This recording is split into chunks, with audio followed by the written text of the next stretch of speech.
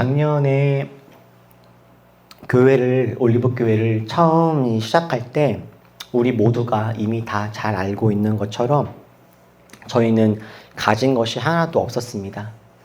예배할 공간도, 재정도, 사람도 어느 것 하나 잘 갖춰지지 않은 정말 맨 땅에 헤딩을 하듯 그렇게 개척을 시작했습니다.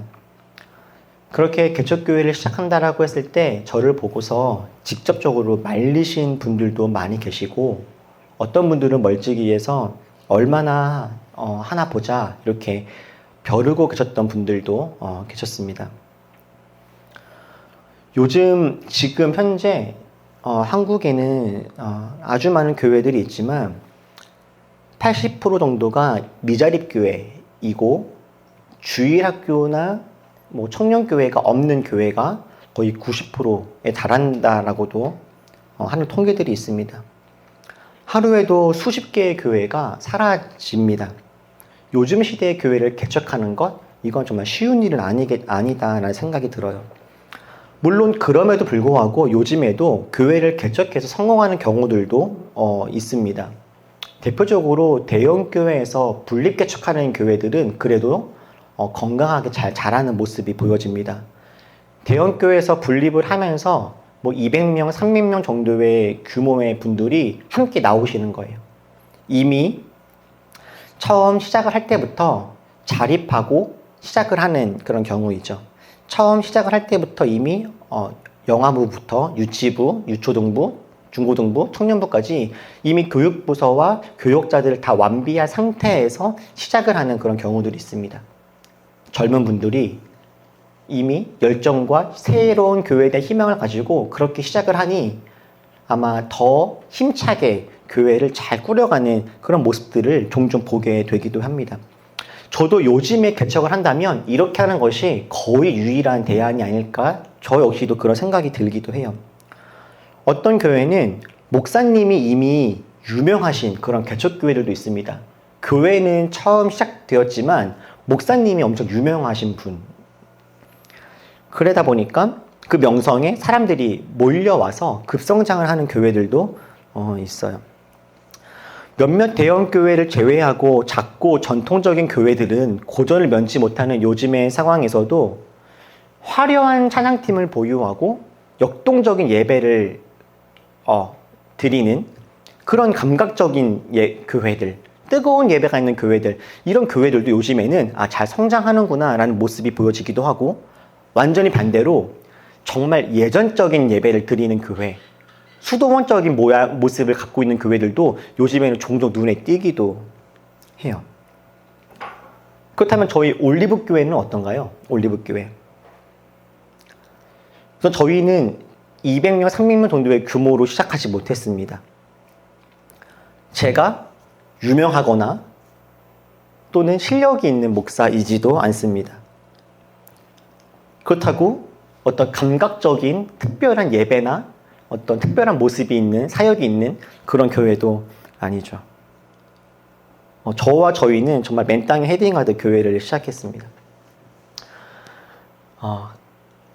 객관적으로 보면 사실 교회를 개척하기에는 쉽지 않은 상황이었는데, 그럼에도 불구하고 제가 교회를 개척해야겠다 결심했고, 우리가 함께 교회를 지금까지 이렇게 함께 해왔던 이유, 저에게 어떤 특별한 용기나 특별한 믿음이 있어서는 아니었습니다.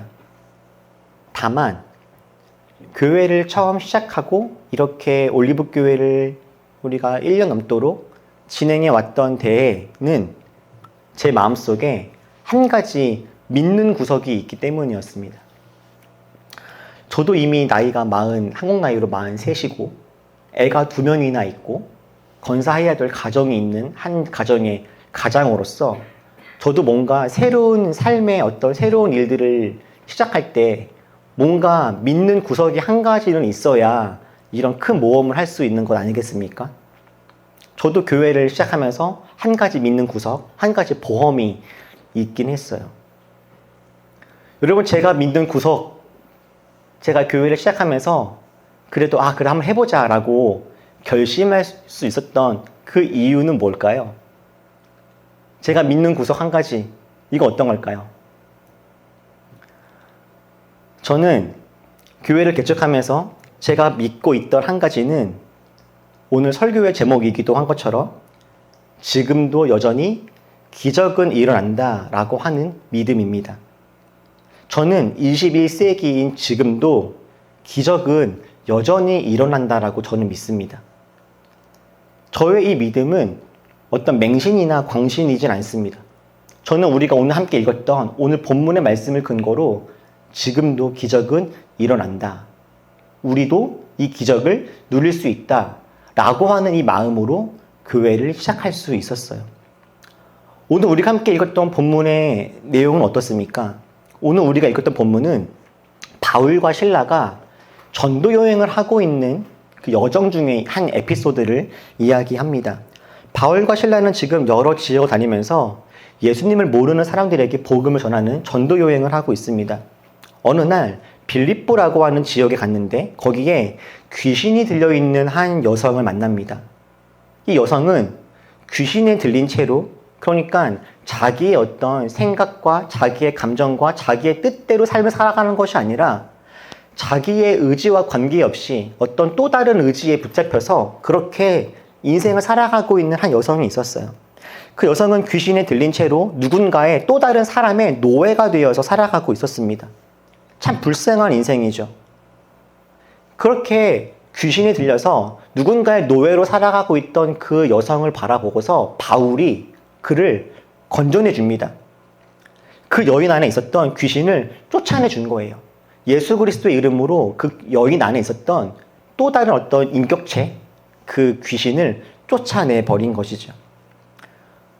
그런데 그렇게 한 여성 안에 있었던 귀신을 쫓아내어 주었음에도 불구하고 바울은 주위에 있는 많은 사람들에게 칭찬받기는커녕 욕을 먹고 심지어 매질을 당하고 감옥에까지 갇힙니다. 왜냐하면 원래 이 귀신 들린 여성을 통해서 점을 치고 돈을 받고 있었던 이 여성의 주인인 사람이 있었는데 그 주인이 자기가 데리고 있었던 이 귀신 들린 여성으로 인해서 점을 치고 돈을 벌었는데 더 이상 이 여성으로 돈을 벌 수 없게 되자 그 일을 막 방해해버렸던 바울을 고소해버린 것이죠. 그러니까 이 귀신 들렸던 여성의 주인은 이 한 여자를 자기가 돈을 버는 돈벌이 그 이상도 이하로도 보지 않았던 겁니다. 이런 상황, 바울은 하나님의 뜻에 따라서 복음을 전했습니다. 귀신 들려서 어려운 가운데 있는 사람을 도왔습니다. 귀신을 내쫓아주고 한 사람에게 자유함을 선물했습니다. 그러나 그렇게 주님의 일들을 감당했던 그 결과 바울에게 임했던 일은 어떤 것입니까? 욕먹음, 돌에 맞음, 감옥에 갇히게 됨. 이런 게 지금 바울이 경험하고 있는 현실입니다. 여러분이 지금 바울이라면 어떤 마음이시겠습니까? 억울하죠. 억울할 뿐만 아니라 하나님이 원망스럽고 어쩌면 하나님이 의심스럽기도 할 겁니다. 하나님이 살아계신가? 정말 이게 맞는가? 내가 왜 이런 일을 당해야 되지? 이런 고민이 들 거예요. 지치기도 하고 겁이 나고 무섭기도 했을 겁니다. 사람들이 때리고 돌로 치고 욕하고 가두니까 말이죠. 그런데 감옥에 갇혀있는 바울과 실라에게 기적과도 같은 놀라운 일들이 벌어집니다. 그게 우리가 함께 읽었던 말씀 중 26절이죠. 갑자기 큰 지진이 일어났습니다. 바울과 실라는 감옥 안에서 수갑을 차고 착고에 매여 있었는데 지진이 나서 수갑도 풀리고 감옥 문도 열리고 착고가 다 풀렸습니다. 자유해진 거예요. 비록 사람들은 바울과 실라를 가두었지만 하나님은 놀라운 기적을 통해서 그들을 풀어주셨습니다. 정말 말 그대로 기적인 것이죠. 여러분은 이 말씀을 보면서 어떤 마음이 드십니까? 희망과 소망이 생기십니까? 아, 주님의 일들을 감당하다가 감옥에 갇히면 이런 놀라운 기적이 일어날 수도 있겠구나 라고 하는 어떤 소망이 생기십니까? 학자들마다 저 일에 대한 해석들이 여러 가지가 있습니다. 진짜 일어났던 일이다, 가능하다, 저거는 실제 일어난 일이 아니라 그냥 어떤 상황들을 비유적으로 묘사한 것이다. 여러 가지 해석들이 있어요. 저는 지진이 나서 감옥문이 열리고 수갑이 풀리는 일, 저는 충분히 일어날 수 있는 일이겠다 싶긴 합니다. 사실 지진이 아니라 돈이 조금 있으면 이 정도의 일들을 행할 수 있지 않을까요? 제가 돈이 많은 사람이라면 돈을 써서 저 감옥 안에 있는 문 열어주세요. 저 감옥 안에 있는 사람 수갑 좀 풀어주세요. 저 사람 묶여있는 거 좀 풀어주세요 라고 할 수 있지 않을까요? 또는 권력이 좀 있으면 똑같은 상황들, 감옥문을 열고 바울과 실라를 착고해서 풀어주는 저 일들 할 수 있지 않을까요? 지진이든 돈이든 권력이든 어떤 물리적이고 또는 어떤 외형적인 힘이 가해진다면 저런 기적들 일어날 수도 있겠다라는 생각이 충분히 들어요. 그런데 제가 오늘 본문을 읽다가 제일 놀라운, 제가 정말 기적이다라고 생각하는 것, 기적, 이거는 정말 누군가의 힘으로 어떤 사람의 능력으로 할 수 있는 것이 아니라 정말 기적이다. 이거는 돈이 있건 명예가 있건 권력이 있건 누군가가 할 수 있는 그런 일이 아니고 정말 기적이라고밖에 표현할 수 없는 일이다라고 보여지는 사건은 저 사건이 아니라 다른 일이었습니다. 제가 정말 기적이다라고 여겨지고, 그리고 제가 지금 이 시간에도, 오늘 예배하고 있는 이 순간에도 제가 기대하면서 하나님께 바라고 있는 기적은 아까 우리가 봤던 26절 말씀이 아니라 25절입니다. 우리 같이 한번 읽어볼까요? 시작. 한밤쯤 되어서 바울과 실라가 기도하면서 하나님을 찬양하는 노래를 부르고 있는데 죄수들이 듣고 있었다. 한밤쯤 되었답니다. 저 한밤쯤이 언제입니까? 바울과 실라가 이미 돌에 맞고 매질당하고 감옥에 갇혀 있는 그 시간입니다. 저 한밤중이었던 저 때 바울과 실라는요, 이미 감옥 안에서 수갑을 채워지고 착고에 묶여서 그렇게 매여 있는 상태입니다. 감옥 안에서 말이죠. 그런데 그렇게 감옥 안에 갇혀서 어쩌야 할 줄 모르고 있는 그때 그 한밤에 바울과 실라가 지금 무엇을 하고 있습니까? 기도하면서 하나님을 어떻게 했대요? 찬양하는 노래를 부르고 있었다고 합니다. 여러분, 이거 정말 놀랍지 않으십니까? 바울과 실라가요, 지금 감옥 안에서 기도하면서 하나님을 찬양하는 노래를 부르고 있답니다, 여러분. 이거 정말 놀라운 일 아닙니까? 지금 이들은요, 감옥에 풀려나서 집에서 자유로운 몸과 마음으로 하나님을 예배하고 노래하고 있는 것이 아닙니다. 이들은 지금 어디에 있습니까?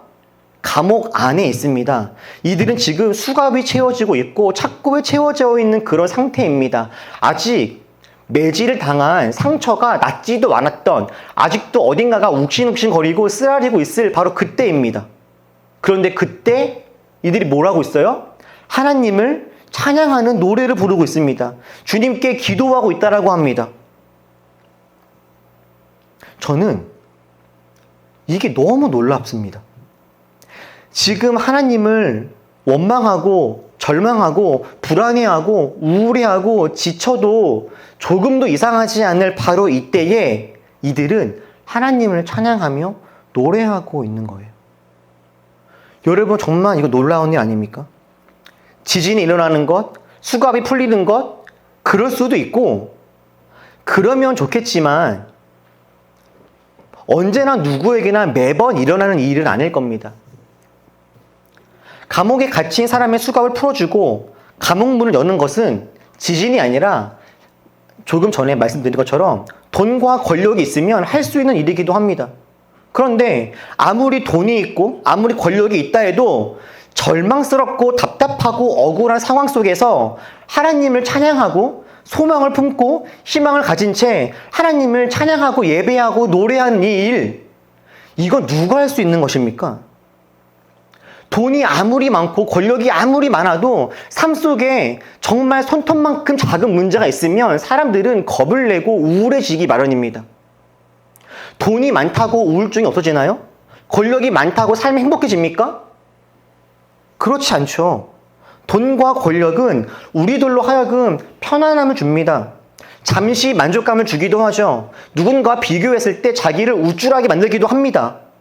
그런데 돈과 권력이 아무리 있어도 나보다 돈이 조금 더 많은 사람 옆에만 있으면 금세 주눅이 들고, 아무리 권력이 있어도 그 권력보다 조금만 더 큰 삶의 문제가 다가오면 금세 걱정되고 근심이 되기 마련이에요. 그런데 아무리 돈이 있어도 누리지 못할 평안과 기쁨, 아무리 권력이 있어도 누리지 못할 감사와 찬송을 바울과 실라는 감옥 안에서 누리고 있는 거예요. 저는 지금 이것과 아주 비슷한 이야기를 영화 기생충에서 본 것 같아요. 아마 아주 유명한 영화니까 많은 분들이 보셨겠죠? 저는 기억나는 두 가지 장면이 있어요. 한 장면은 그 부잣집, 그 이성균 씨가 연기했던 박사장네 가정이 레인지로버를 타고 캠핑을 가는 장면입니다. 어느 날 하루 그 이성균과 조여정 부부가 시간을 내어서 그 아이 둘 데리고서 네 식구가 캠핑 가려고 이제 준비를 하죠. 그래서 차에다가 짐들을 막 싣습니다. 가득히. 아주 좋은 차에 아주 괜찮은 캠핑 장비들을 가득히 싣고 아빠가 시간을 쪼개서 겨우겨우 만들어서 캠핑을 떠나요. 근데 여러분, 그 가족이 캠핑을 갔다가 어떻게 되는지 기억나십니까? 어떻게 되었죠? 가다가 캠핑을 결국 못하고 돌아왔습니다. 왜 돌아왔죠? 비가 많이 왔고, 그리고 아이들이 찡찡거렸어요. 계속 차 안에서. 그 남매가요, 차 안에서 자꾸 엄마 아빠를 안 도와주는 거예요. 가기 싫다, 힘들다, 어렵다라고 찡찡거리니까 그 차 안에서 이미 엄마 아빠는 스트레스를 받은 거죠. 캠핑을 떠났다가 그 차 안에서 막 짜증나고 힘들고 싫고 결국에 되돌아와서, 그래서 돌아와서 조효정이 한 게 뭡니까? 짜파구리를 먹는 거죠. 결국 그렇게 살아갔던 거예요. 돈이 진짜 많고 여유가 있는 집임에도 불구하고 그 네 식구가 그래 캠핑장 가서 우리 재밌게 놀자, 행복한 시간 보내자라고 했는데 그런 행복함을 누릴 만한 실력이 없었던 거죠. 그 가족에게는. 근데 같은 시간 그 집에 누가 와 있어요 이제? 송강호의 가족이 와 있죠. 그 영화를 잘 보시면요, 그들이 아무도 없는 그 집에서 식구들이 모여가지고 막 잔치를 벌여요. 술 막 꺼내놓고 막 먹으면서. 그때 한 명 한 명 얼굴들을 가만 보면요, 웃음이 자연스럽게 막 피어나는 걸 봅니다. 송강호나 그 최우식이나 그 얼굴 한 명 한 명 이렇게 보면요, 아 되게 행복하다라고 표현이 잘 되어 있는 느낌이 들어요. 자기 집도 아니고 여전히 가난하고 힘든 삶을 살아가고 있음에도 불구하고 그들은요, 남의 집에서 마치 자기 집인 것처럼 그렇게 행복한 시간들을 보내고 있어요. 돈을 얻고 명예도 얻고 힘도 없는 사람들이지만 행복을 누릴 수 있는 어떤 실력이 있었던 거죠. 저는 이런 일들이 하나님 안에서 일어날 수 있는 일이다 라는 생각이 들어요. 사도행전 3장에 보면요, 태어날 때부터 안진뱅이였던 사람이 나옵니다. 그 사람을 베드로가 고쳐줍니다. 베드로가 그 안진뱅이를 고쳐주면서 여러분도 이미 다 아실 만한 아주 유명한 말씀을 선포하죠. 뭐라고 합니까? 그 노래도 있죠. 은과 금은 내게 없거니와 내게 있는 것을 내게 주노니 나사렛 예수의 이름으로 일어나 걸어라. 이렇게 말하고 그 안진뱅이를 일으킵니다. 태어날 때부터 안진뱅이였던 그 사람은 다리에 힘을 얻고 일어나게 됩니다. 이걸 보통 뭐라고 부릅니까? 기적이라고 하죠. 그런데 여러분, 그 본문에서 진짜 기적은요, 그 사람이 일어났다라는 것이 아닙니다. 이 말씀의 핵심은 8절입니다. 8절. 우리 8절 같이 읽어볼까요? 8절 시작. 벌떡 일어나서 걸었다. 그는 걷기도 하고 뛰기도 하며 하나님을 찬양하면서 그들과 함께 성전으로 들어갔다.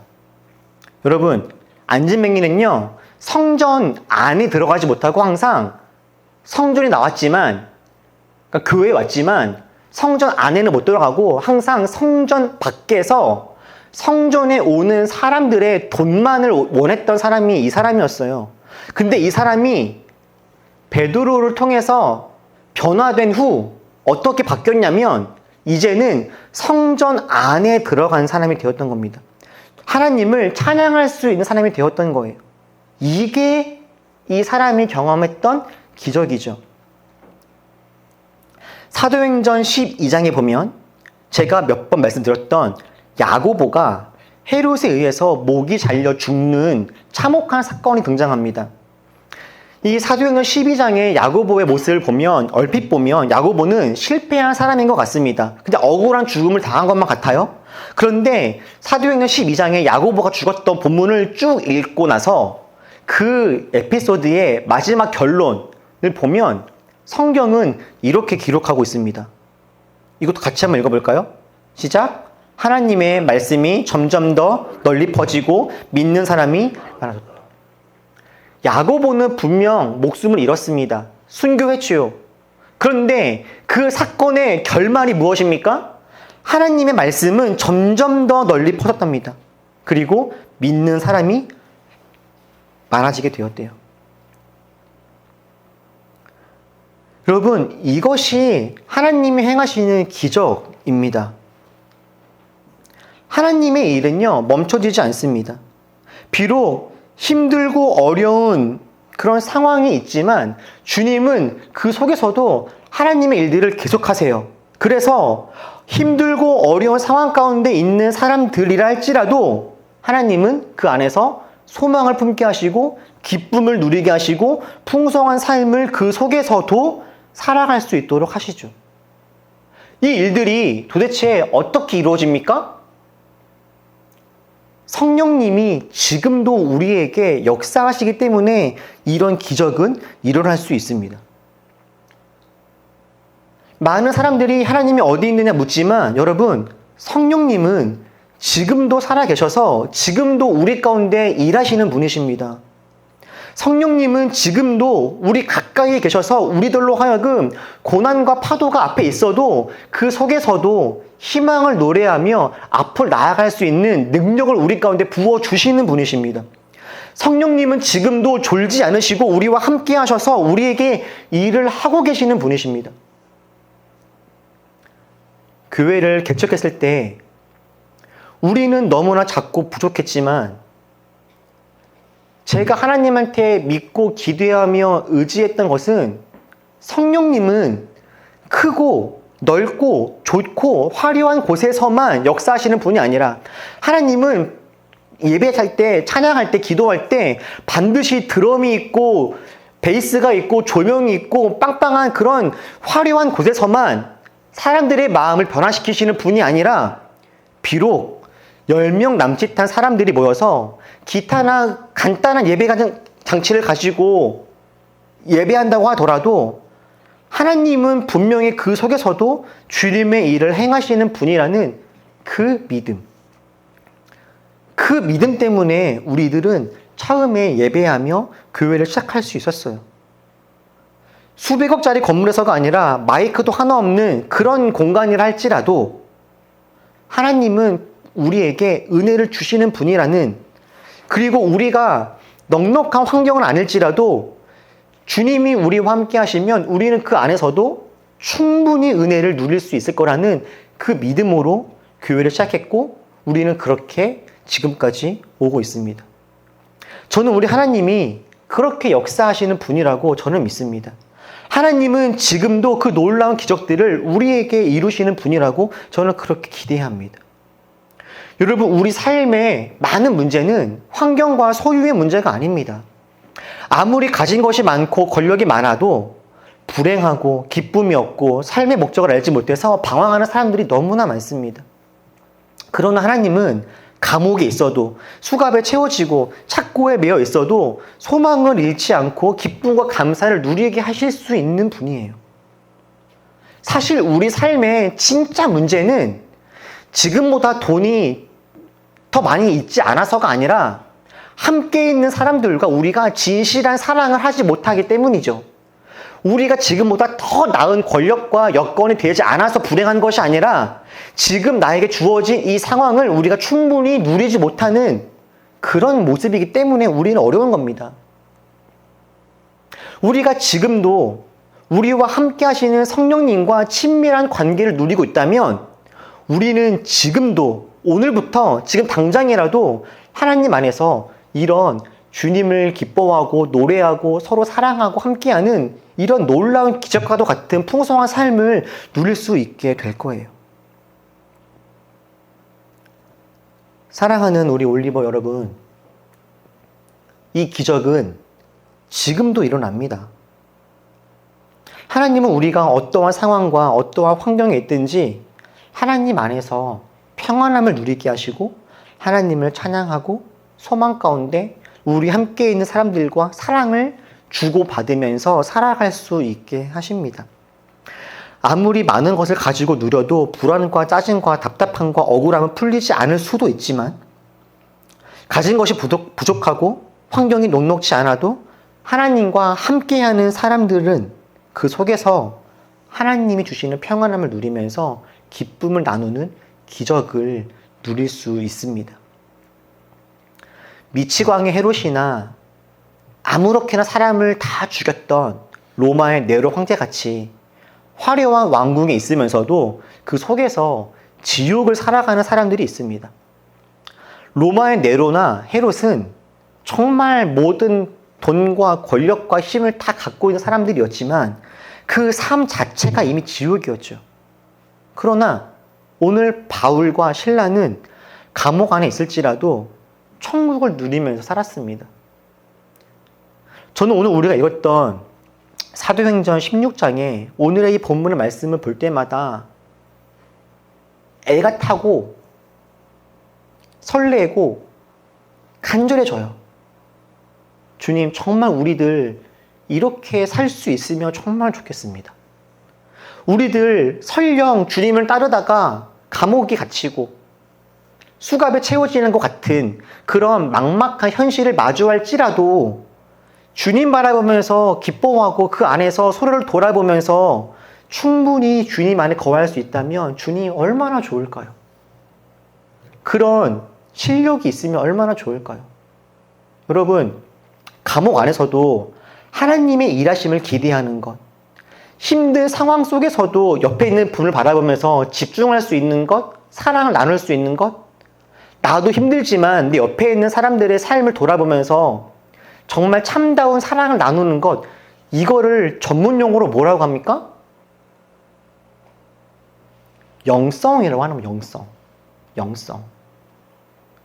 기도를 4시간씩 하고 방언을 하고 예언을 하는 건 영성이 아니고 이게 영성이죠. 우리가 처해져 있는 상황에서 충분히 주님 안에서 평안함을 누리면서 우리 주위 분들과 사랑을 나누는 것 말입니다. 주어진 상황과 환경 속에서도 하나님이 주시는 은혜를 가지고 우리 그렇게 바울과 실라처럼 풍성함과 평안함과 기쁨과 은혜를 누리면서 살아가는 날마다 기적을 노래하는 정말 우리 모두가 될 수 있기를 축복합니다. 주님 우리를 그렇게 인도하실 것입니다. 기도하겠습니다.